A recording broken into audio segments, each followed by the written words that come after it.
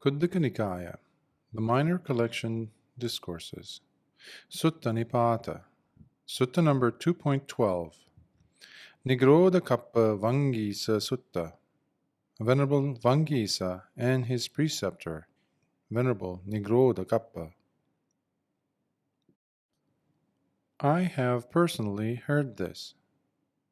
Once upon a time, while the Blessed One was residing at the Agalava Stupa in the town of Alavi, the Preceptor of the Venerable Vaṅgīsa, the elder Venerable Nigrodhakappa, had just died, having attained final Nibbana.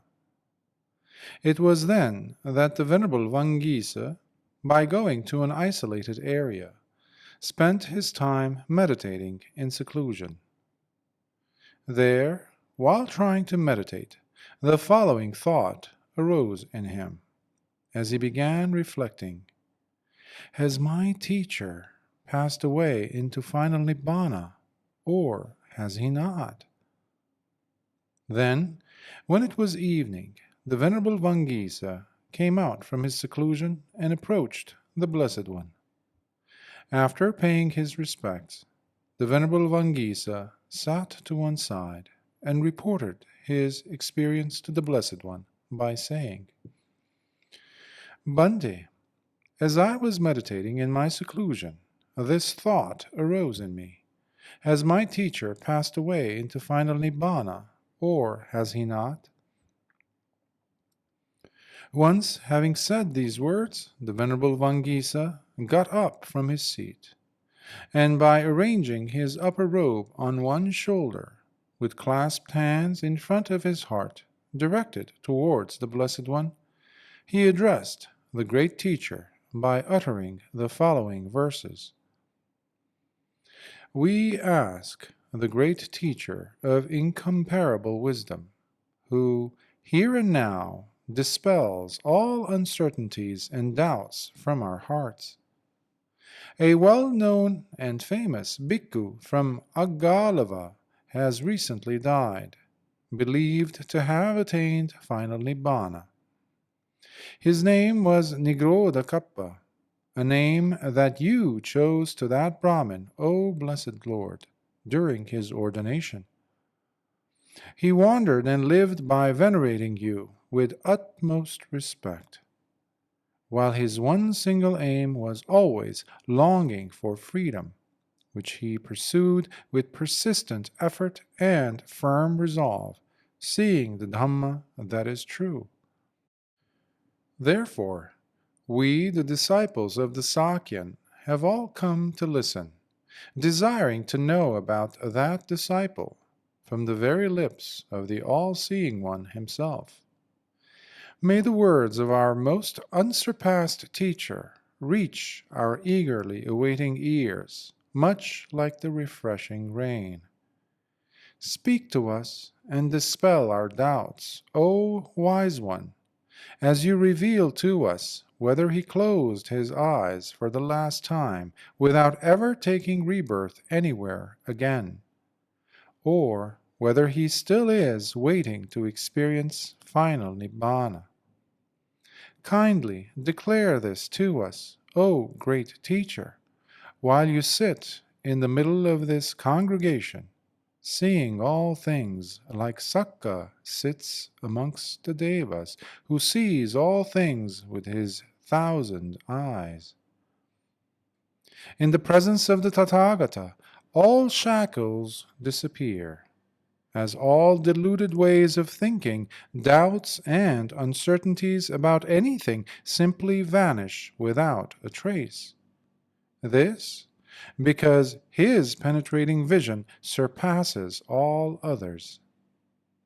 For if no man could destroy the defilements, much like the strong wind pushes its way through dense clouds, scattering them out of its way, then this entire world would remain shrouded in thick darkness, and this humanity would have no possibilities for any brilliant individual within its midst to ever rise and shine through.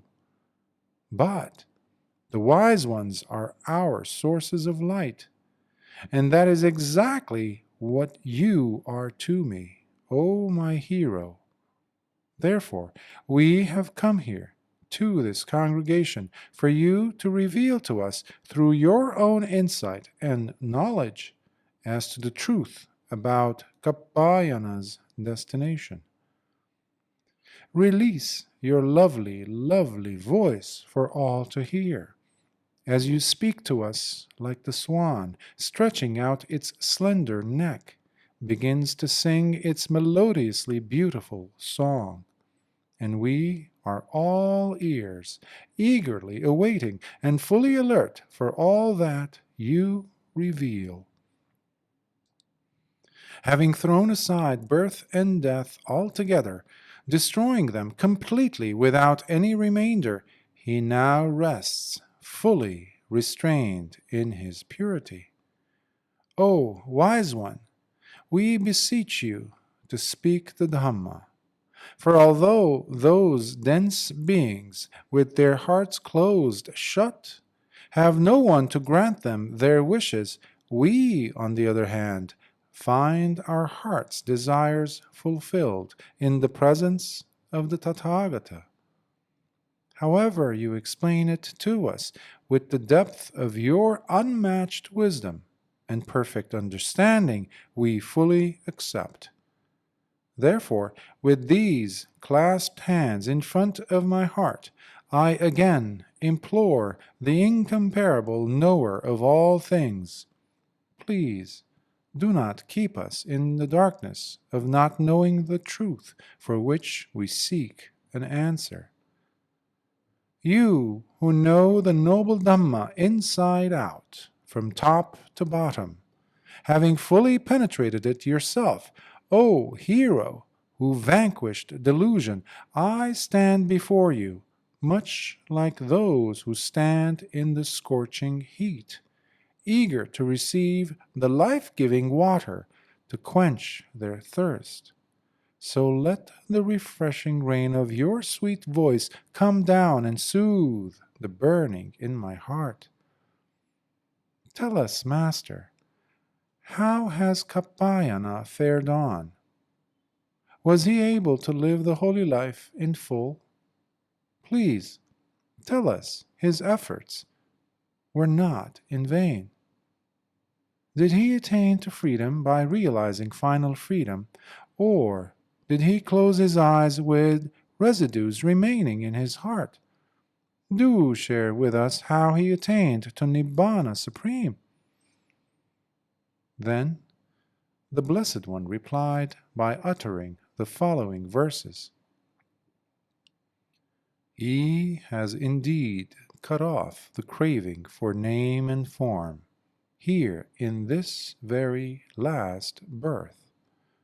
For he has crossed over the evil stream that is Mara's domain, something he had battled with in the heart for eons. He has now passed beyond all birth and death without any remainders left. In this manner, the Buddha spoke, the foremost teacher of the five. Now, in hearing your sweet voice, O best of all seers, my heart is full of happiness and joy. Truly, my question was not in vain, for it proved itself to be fruitful indeed. I now rest, knowing the truth about my preceptor, the Brahmin who spoke to me what is true. Therefore, however Kapayana, the disciple of the Blessed One, spoke, so he behaved. As such, he cut straight through the strong and sticky net laid out before him by death, that crafty deceiver, crossing it and going beyond it completely. Kapayana, O blessed Lord, seeing the very edge of the desire to grab, was able to cut himself loose and be fully released, thoroughly going beyond the domains of death, so difficult to cross. Sad. sadhu, sadhu.